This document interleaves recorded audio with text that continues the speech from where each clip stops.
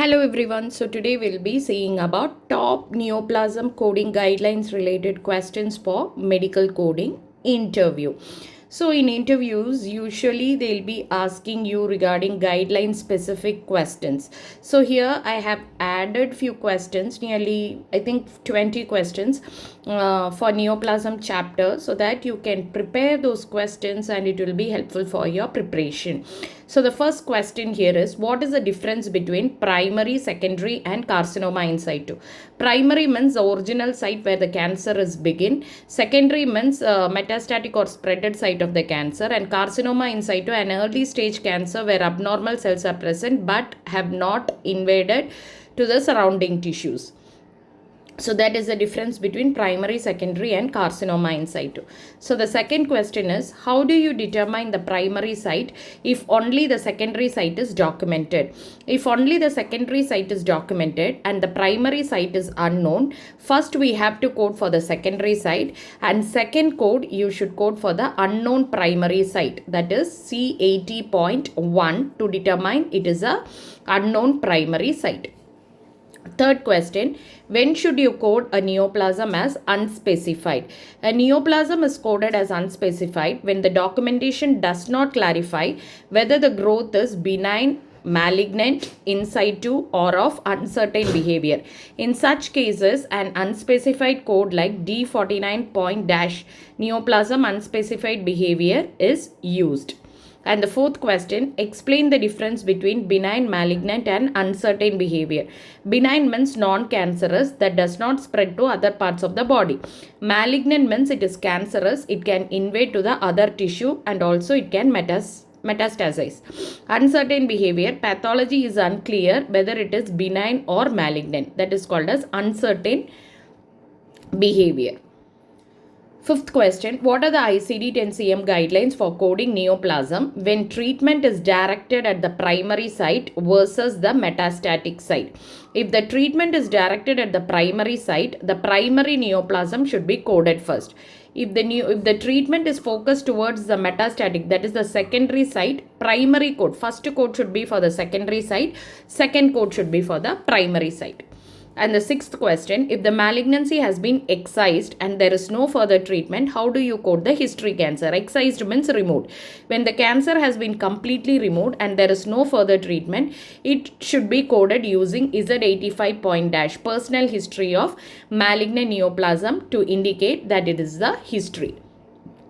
Seventh question, how do you code when a patient is admitted for management of anemia due to malignancy? So here the anemia is because of the cancer, anemia due to malignancy. In this case, the primary code, first code should be coded for the malignancy and the secondary code should be coded for anemia in neoplastic disease. Simply you should not code anemia, you should code anemia in neoplastic disease. Eighth question, what is it appropriate, when it is appropriate to use Z85, personal history of malignant neoplasm? Z85 is used when the patient has a history of malignancy that has been completely treated and it is no longer present in the body. It should not be used if there is still active treatment or residual cancer. And the ninth question is, how do you code neoplasm when the documentation states metastatic to the lung? Metastatic to the lung indicates that the lung is the secondary site. You would code the lung metastatic as the C78.0. First code should be coded for the secondary site, that is the lung, and second code should be coded for the unknown primary site, because here it is not defined from where it has been spreaded. So you will be coding it as unknown primary site. 10th, what is a guideline for coding neoplasm of overlapping sites? If the neoplasm is documented in overlapping sites, that is within the same organ or a structure, code it with the subcategory ending in 0.8. Example, C34.8 for overlapping lesion of bronchus and lung. 11th question, a patient is admitted for chemotherapy for breast cancer that has been metastasis to the bone. Which site is coded first?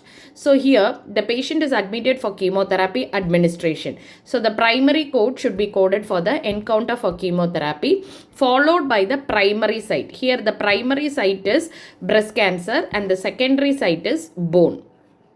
So primary code should be for chemotherapy. 12th question, if a neoplasm is documented as metastatic carcinoma but the primary site is not mentioned, how do you handle it in coding? If only metastatic carcinoma is documented without specifying the primary site, you should code the secondary site and use first the available site, secondary site should be coded, and second code should be coded for unknown primary site. 13. How do you approach coding when the patient has neoplasm in multiple organ? So, if multiple organ neoplasm is present, but if it is not related to each other, we will be coding each neoplasm separately with its respective ICD-10 code. If metastatic, use the appropriate secondary code for each location. 14th question, when it is appropriate to use C80.0 disseminated malignant neoplasm.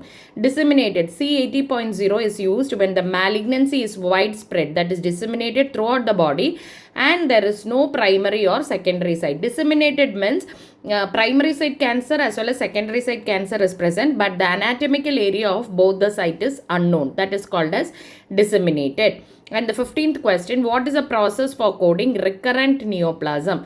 Recurrent neoplasm are considered malignant primary or secondary neoplasm and are coded accordingly. But it will not be coded as history unless the fully it is treated or it is resolved. If it is recurrent, you should code it as primary or secondary neoplasm. 16th question, how do you code a patient with a brain metastasis resulting from a lung cancer? To code the primary cancer, we have to code lung cancer as a primary code followed by the brain metastasis, secondary code. Here, read the question clearly. How would you code a patient with brain metastasis resulting from the lung cancer? Primary site is lung and it has been spreaded to brain. 17th question, when a neoplasm is documented in remission, what code would you use? If the neoplasm is in remission, use the appropriate remission code from C90 series for multiple myeloma or C91 to 95 for leukemias. And next, we'll move on to the 18th question. How do you code neoplasm that have transformed from benign to malignant? So, first we have to code malignant neoplasm for the primary site, and then we have to code the history of benign neoplasm if it is necessary. So, here the question is, how do you code neoplasm that have transformed from benign to malignant? So, malignant should be the primary code. Benign should be coded as history. 19th... if the pathology report describes a neoplasm as atypical, how do you code it? If described as atypical, it is often coded under neoplasm of uncertain behavior, D48 unless specified as malignant or benign. And next we'll move on to the 20th questions. Explain the coding process if both chemotherapy and surgery are planned for the neoplasm patient. If the patient is admitted for chemotherapy, the primary code should be for chemotherapy followed by the primary neoplasm and secondary neoplasm. Second type of guideline, if the patient is admitted for a surgery, the primary neoplasm should be coded first followed by chemotherapy if it is planned. So that's all about today's chapter specific question. And also, if you are interested in more medical coding tips, don't forget to check out my other videos. We offer a detailed training and insights into complex coding scenarios. So subscribe for more updates, and if you need help with your coding skills or certification, feel free to reach out. As well as we have interview guidance program. If you wish to join in that, you can just WhatsApp me in this given number. Thank you so much for watching. Take care. Bye-bye.